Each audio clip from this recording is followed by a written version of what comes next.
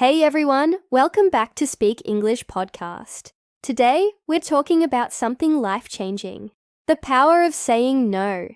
Oh yeah, a small word, but wow, it can be hard to say sometimes. Super hard, but also super important. So today, we're going to share our personal experiences, some funny stories, and of course, practical tips. And don't worry, Lily will be here at the end to break down some key vocabulary words. So let's jump in. Joe, I know you used to have a serious problem saying no. Tell us about that time you tried to be everywhere at once. Oh man, this was bad. So, a few months ago, I had a weekend where I said yes to everything. Friday night, dinner with friends, Saturday morning, helping my neighbor move, Saturday afternoon, babysitting my cousin's kids, Saturday night, a birthday party. Wait, I remember this. Didn't you text me like, help, I haven't sat down in 12 hours? Exactly, by Sunday, I was so exhausted, I just collapsed on my couch. And I realized I should have just said no. So what did you learn? That saying no doesn't make you a bad person. If you don't have time, just be honest.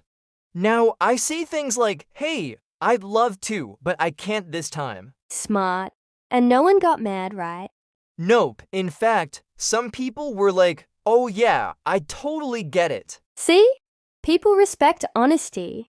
And honestly, I think people even like it when you say no sometimes. It means you value your time.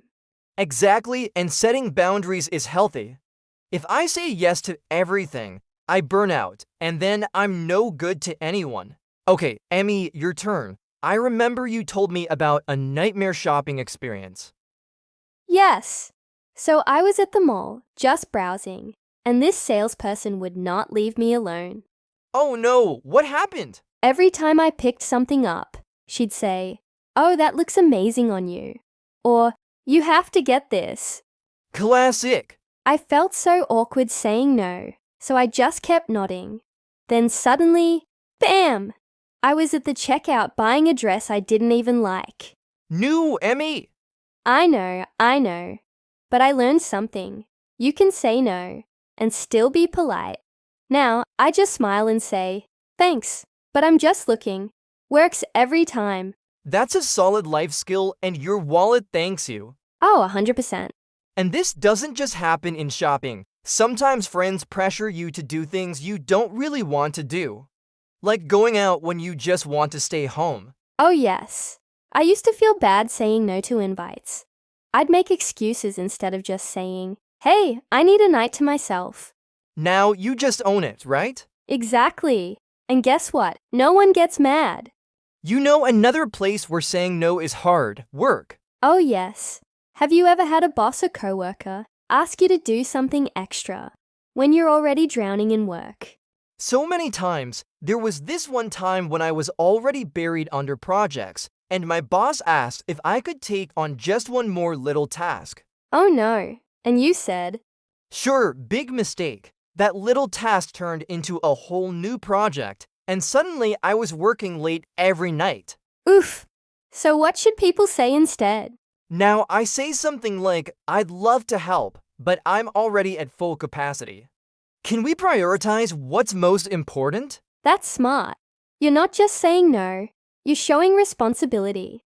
Exactly, and guess what? My boss respected it. Hey everyone, it's Lili. Let's go over 10 key words and phrases from today's episode. I'll also give multiple examples for each one to help you understand better. Overcommitted. When you agree to do too many things. Example. Sarah was overcommitted with work and social events, so she had no time to rest. Example 2. I used to say yes to every project at work, but I ended up overcommitted and stressed.